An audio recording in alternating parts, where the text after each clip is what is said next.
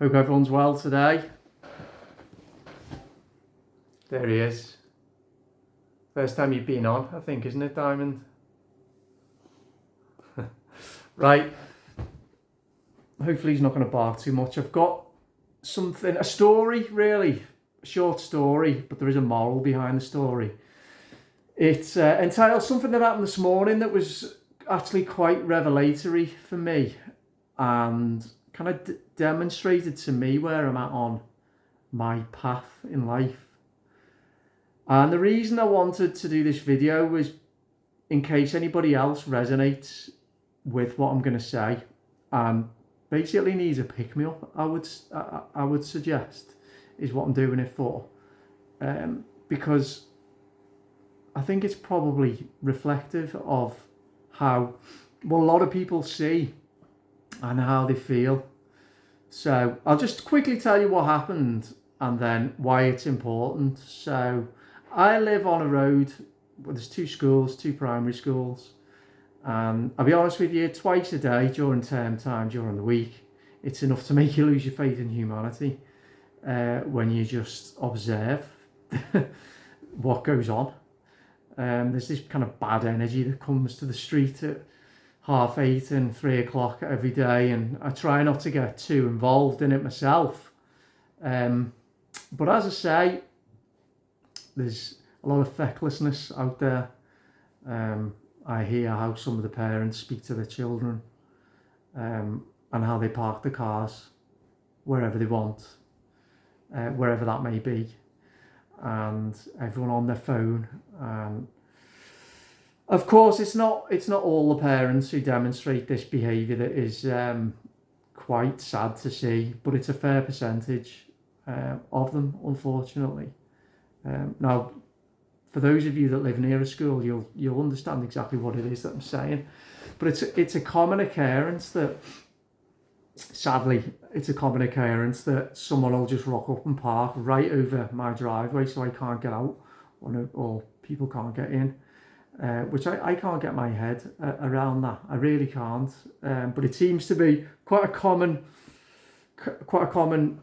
practice that now, of just dumping your car wherever the hell you feel like it.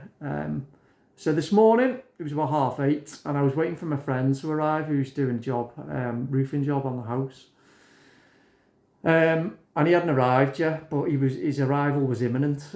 So this was what I'd say about 8:30, and I looked out the window and I saw this car pulling up, and I thought, fair enough, if he's just dropping off I could see what I presume was his wife and his two kids getting out the car. Fair enough, if he's just dropping them off and they're going to go to school, no problem at all.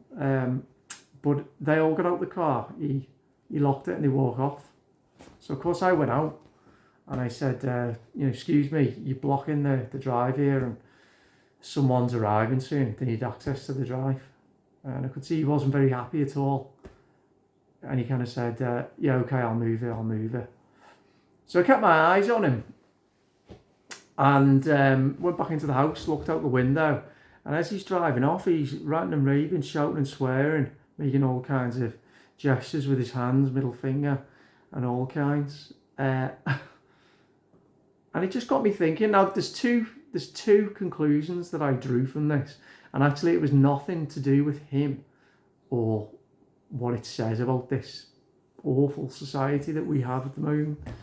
It was what it said about me, and this is why I wanted to do this video, to see if you get anything out of this as well and understand what it is I'm saying. Number one is I didn't get angry because I thought, what's the point?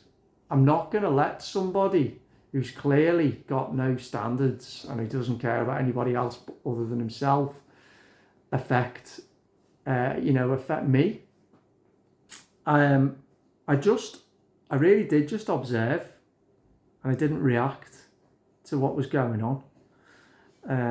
I kind of thought, this is somebody who is clearly is projecting a lot of pain in his life onto me, and it's clearly somebody who, the way he lives his life, he thinks that he doesn't need to take anybody else into consideration, when he's making his decisions about well, in this case, where to park his car, and I don't know what else goes on in his life. So that was the first thing. But the second, and that was good from my point of view, but the second and more important conclusion that I drew really was, I'm somebody who suffers from huge levels of self-doubt, crippling self-doubt. I did a video about it. I think it was my last video about imposter syndrome. I'm my own harshest critic. I absolutely crucify myself. I always have done, and it's something that I'm aware of. And I'm trying to learn to go softer on myself, to be kinder to myself, to not be so harsh, and to not let that self-doubt, eat away at me as much as it does. So you might be watching this and struggle to believe that, but no, it's true. I'm also someone who's gone through a hell of a lot. I do honestly think that what I've been through in the last few years would have finished most people. I do. Everyone has their own trials and tribulations. They really do. And but when I sit here and reflect on what I've been through and what I continue to, I'm in a terrible state at the moment with this pain that I've got, which I will do a video on. Anyway, this isn't a sob story or a pity party or anything like that. The reason that I'm giving that context and connecting it to the event that happened this morning and telling this story with the hope that you're going to get something out of it is because it's important, is because I strongly believe now, I know that some of us are sent harsher challenges than others in this world. And I've come to believe that I've seen enough of this society now, and how it's collapsing and falling apart, and the immorality and the lowering and dropping of standards, and the way people treat each other. And this isn't exclusively so, but it's a society that is primarily defined by this type of behaviour, I believe. And when you get to a place in your own life that you refuse to play along by those rules, and that you're not going to make your own, selfishness your priority, that you are going to try and make some efforts to develop a value system and some kind of morality, and that you're going to try and take some responsibility for finding a way forward and playing your part in that. As an individual, to do your small bit to find a solution to society's ills. Well, when you decide to do that, life gets a hell of a lot harder. When you refuse, and then when you add in, again, if you're someone like me who I won't comply with any of the tyrannical measures that are constantly pushed on us. I will tell the truth. I won't be put in a box. I won't be muted or neutered. I'll tell the truth as I see it, and I'll try and be as brave as I can. I have some terrible struggles in my own life, struggles with emotional pain, spiritual pain, and physical pain. But what choice do we have other than to accept the suffering that comes our way, try to learn from it, try to be a leader, and try to emanate light rather than darkness? And the only way that we can do that is by acknowledging our own darkness. And I'm going to do videos on this as well, about integrating the shadow and the Jungian journey to individuation. Some of you'll know what I'm talking about. That's content still to come. You then start to see how you, through your own kind of like how you project yourself, you start to see society as one big huge, at the moment, mass projection. One huge big projection of shadow, this monstrous shadow that society has that it can't handle, doesn't understand it has it. And I see it every day. So my message is to anybody who is continuing their struggle in their life, it's hard. It's a hard time to live this. When you see the really ugly truth, when you see what's really going on, you see behind that illusion, and then when you see it, if you fully embrace the responsibility of doing something about it, and as I've said before, for me, that's not going on protest, that's not sharing other people's stuff, it's doing something tangible yourself. So if you're somebody like me who's trying, who's struggling, who's suffering, I want to say that you are somebody who is vitally important to the situation at hand, to this present moment in which we live, which, as I've said before, for me is by far and away the most crucial inflection point in all of kind of recorded history. There's a number of reasons for that, but really it relates to, you know, technology is at the point that it's controlling us to a scare, terrifying degree. But if you're someone who's trying to cultivate some sense of morality, I would say, a system of, a structure of values, trying to live their life according to a mission and a vision, a positive vision, who's on that journey to healing their own darkness themselves, and it's embracing the challenges that come their way and the suffering that comes their way, no matter how intense and relentless.